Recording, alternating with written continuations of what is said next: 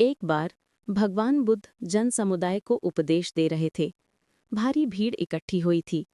लोग भगवान बुद्ध के एक एक शब्द को बहुत ध्यानपूर्वक सुन रहे थे। जीवन और आत्मा, इन दोनों में क्या अंतर है, यही विषय उनका था।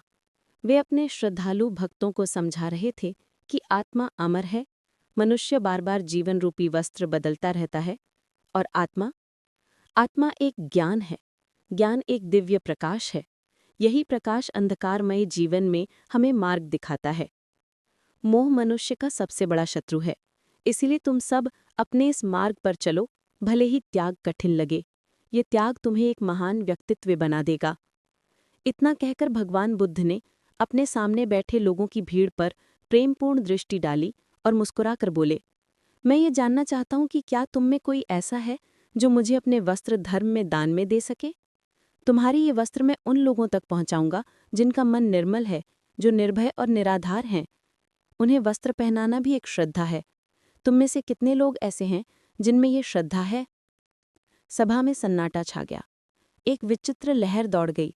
सभी भक्त एक दूसरे को देखने लगे। मोह का त्याग करना इतना आसान नहीं था जितना उपदेश देना। कई लोग भगवान बुद्ध का उपदेश सुनकर उठे और चले गए।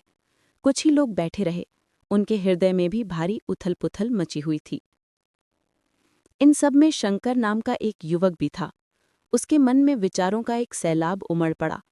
वो अपने शरीर पर पहनी हुई एकमात्र धोती भगवान बुद्ध को दान में देना चाहता था। भगवान बुद्ध का उपदेश सुनने के बाद उसने निर्णय कर लिया कि वो ये धोती धर्म में दे देगा।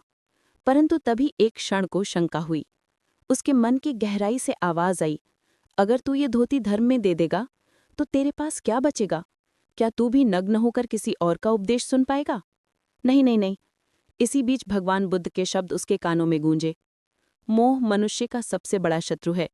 शंकर विचारों के संघर्ष में फंस गया। उसके पास जो कुछ था वो देना चाहता था, लेकिन उसका मन उसे बार बार रोक रहा था। आधा मन एक तरफ था, आधा मन दूसरी तरफ। काफी देर तक वो इस भीतरी संघर्ष में उलझा रहा। आखिर सत्य की विजय हुई। उसने निश्चय कर लिया कि वो ये धोती धर्म में दान कर देगा। भगवान बुद्ध ने ठीक ही कहा था, मोह ही दुख का कारण है। इसीलिए उसने ठान लिया, मैं मोह को जीत लूंगा। जरूर जरूर मैं मोह को जीत लूंगा। भगवान बुद्ध का व्याख्यान समाप्त हो चुका था। लोग उठने लगे। शंकर भी अपनी जगह से उठा। उसने अपने कंधे पर पड़ी धोती उतारी और भगवान बुद्ध के चरणों में अर्पित कर दी। ये शंकर की सबसे बड़ी विजय थी। वास्तव में उसने अपने मन को जीत लिया था। अपनी धोती धर्म में दान देने के बाद वो खुशी और आनंद से झूमने लगा। मैं जीत गया, मैंने जीत लिया, हाँ हाँ हाँ, मैं जीत गया, मैंने जीत लिया। इस तरह शंकर जोर जोर से पुकारता हुआ आगे बढ़ा। राजा प्रसेनजित, जो भगवान बुद्ध का उपदेश सुनकर लौट रहे थे, उन्होंने शंकर से पूछा, अरे भाई, तूने क्या जीत लिया। शंकर बोला, मैंने अपना आधा मन जीत लिया है महाराज। राजा ने पूछा, सिर्फ आधा मन ही क्यों। शंकर बोला, देखिए महाराज, मेरा आधा मन कहता था कि मैं अपनी धोती दान में न दूं, और आधा मन कहता था कि मैं दान कर दूं। बस इस मन की लड़ाई में मेरा आधा मन जीत गया और आधा मन हार गया। राजा बोले, सचमुच तुम महान हो मेरे मित्र। तुमने जो त्याग किया है उसे लोग हमेशा याद रखेंगे। अपनी एकमात्र धोती दान में दे देना, ऐसा उदार हृदय किसके पास होता है। शंकर मुस्कुराया, मेरे पास है महाराज। राजा ने अपने सेवक को आदेश दिया, रथ में रखे नए वस्त्र ले आओ। सेवक ने तुरंत आदेश का पालन किया। राजा ने वे वस्त्र शंकर को देते हुए कहा, लो शंकर, अब तुम ये शाही वस्त्र पहन लो। धन्यवाद महाराज। शंकर ने आभार व्यक्त किया और वस्त्र पहनने लगा। राजा प्रसेनजित ने देखा, शंकर ने वे नए वस्त्र उठाए और भगवान बुद्ध के चरणों में अर्पित कर दिए। राजा ने फिर नए वस्त्र दिए और शंकर ने उन्हें फिर बुद्ध भगवान को समर्पित कर दिया।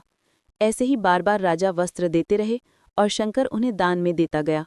अंत में राजा ने मुस्कुराते हुए कहा, शंकर तुम सचमुच महान हो, तुम सच्चे विजेता हो। मोह का त्याग ही मनुष्य की सबसे बड़ी विजय है। राजा ने प्रेमपूर्वक शंकर को गले लगा लिया। फिर दोनों ने भगवान बुद्ध के चरणों में झुककर प्रणाम किया। भगवान बुद्ध बोले, शंकर तुम सच्चे बुद्ध भिक्षु हो।